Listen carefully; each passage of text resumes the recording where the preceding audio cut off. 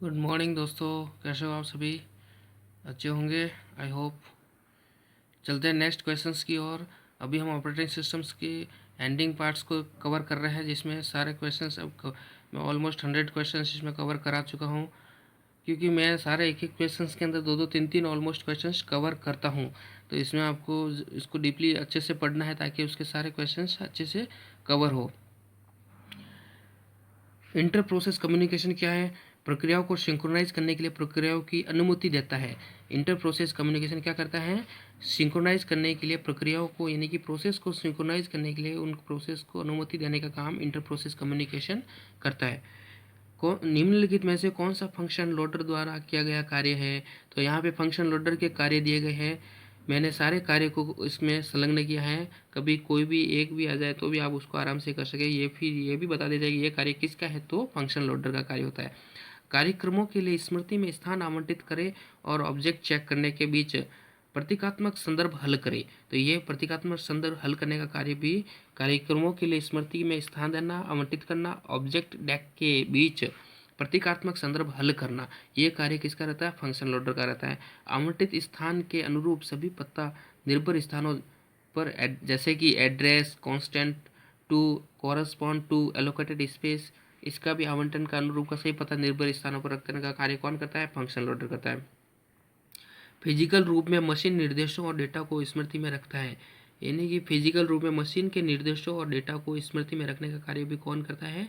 Function loader करता है। तो अल्टीमेटली यहाँ पे मेजर इसका कंक्लूजन क्या है कि भाई सारे प्रोग्राम्स को, जो भी फंक्शन लोडर का काम होता है, ज़्यादातर उसको मेमोरी में रखने का काम इसका रहता है।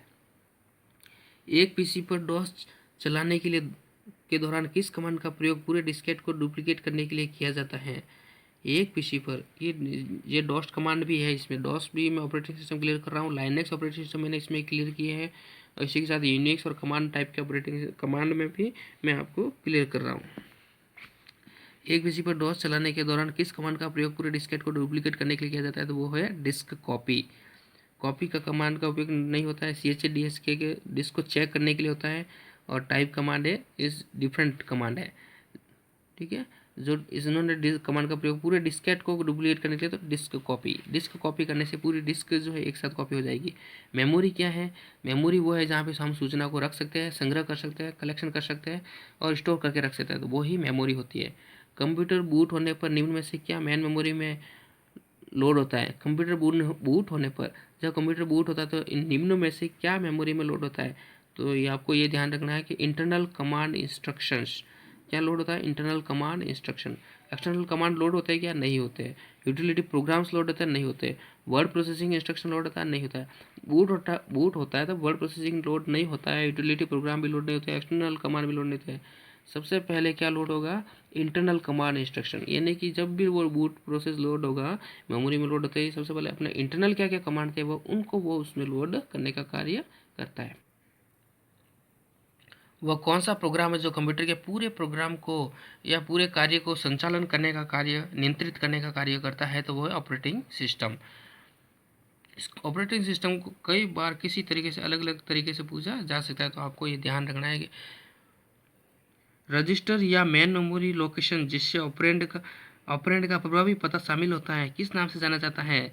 वह रजिस्टर या मेन मेमोरी जिसमें ऑपरेंड का क्या पूछा है? ऑपरेंड पूछा है, ऑपरेटर नहीं, ऑपरेंड पूछा है। ऑपरेंड का प्रभावी पता शामिल होता है तो वो किस नाम से जाना जाता है? पॉइंटर के नाम से, जहाँ पॉइंटर के नाम से जाना जाता है। ये ध्यान रखने वाली बात है।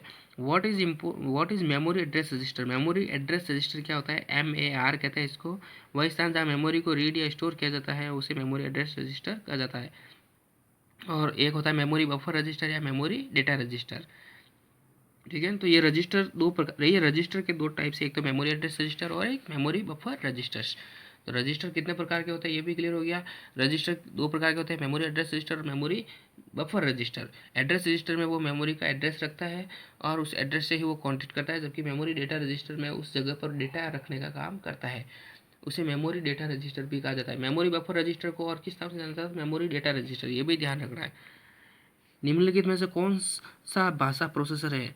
भाषा प्रोसेसर यहाँ पे कौन सा है, तो असेंबलर भी भाषा प्रोसेसर है क्या, कंपाइलर भी है क्या, इंटरप्रेटर भी है क्या, तो ये ध्यान रखना है, सभी के सभी भाषा प्रोसेसर है। असेंबलर क्या करता है, असेंबली भाषा को मशीनी भाषा में कन्वर्ट करने का काम करता है, ये ध्यान रखना है। असेंबलर का उपयोग असेंबली भाषा से मशीनी भाषा में कन्वर्ट करने का काम करता है। कंपाइलर का काम होता है वह किसी भी सोर्स कोड को, ये ध्यान रखना है, ये असेंबली भाषा के निमोनिक्स होते हैं। असेंबली भाषा में क्या काम में ले जाते हैं, असेंबली भाषा में जो भी प्रोग्राम लिखा जाता है उसको निमोनिक्स कहते हैं। जबकि कंपाइलर किसको, सोर्स कोड को कंपाइल करने का काम करता है। और सोर्स कोड किसका होता है, हाई लेवल लैंग्वेज जो भी जितनी भी होती है उसमें हम सोर्स कोड तैयार करते हैं और सोर्स कोड को ही हम कंपाइल करने का काम करते हैं। और कंपाइलर जो होता है इंटरप्रेटर से हायर होता है। इंटरप्रेटर 1 बाय 1 लाइन को इंटरप्रेट कंपाइल करने, ये भी कंपाइल इंटरप्रेट ही करता है। कंपाइलर भी इंटरप्रेट करने का ही काम करता है। इंटरप्रेट मतलब उसको बदलने, उस भाषा जो अदर भाषा है उसको मशीनी भाषा में बदलने का काम करता है। ये कंपाइलर ऑब्जेक्ट कोड क्रिएट करता है। जब भी हम सोर्स कोड को किसी भाषा में कंपाइल करते हैं तो उसका ऑब्जेक्ट कोड क्रिएट होगा और ये एट अ टाइम पूरे पूरे प्रोग्राम को एक बार में एक साथ ही स्कैन करके उसको फिर उसको कंपाइल करने का काम करता है। ठीक है। और अगर कोई एरर होगा तो अगर वो कंपाइलर के टाइम पे ही रन, अपन को इसे कहते हैं रन टाइम पे भी, एक तो रन टाइम पे और एक कंपाइल टाइम पे। तो कंपाइल टाइम में अगर कोई किसी सिंटेक्स टाइप की एरर होती है वो कंपाइल टाइम पे शो हो जाती है। और लॉजिकल एरर होती है तो वो रन टाइम पर शो होती है। इंटरप्रेटर का काम होता है कि वो प्रोग्राम को एक एक लाइन को उसको पहले पढ़ता है फिर उसको मशीनी भाषा में कन्वर्ट करने का काम करता है। ये ध्यान रखना।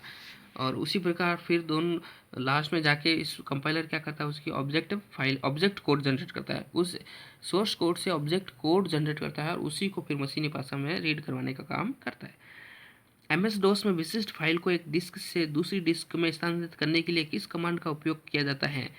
अब आया ना समझ में, डिस्क कॉपी का काम था पूरे डिस्केट को। अब कॉपी का प्रयोग देख लो, समझ लो कि एमएस डॉस में विशिष्ट फाइल को एक डिस्क से दूसरी डिस्क में स्थानांतरित करने के लिए किसी भी फाइल, सिर्फ फाइल को पूछा, एक विशिष्ट फाइल को एक डिस्क से दूसरी डिस्क में लेकर जाने के लिए किस कमांड का प्रयोग करेंगे, तो कॉपी कमांड का प्रयोग करेंगे। ठीक है। Which operating system used in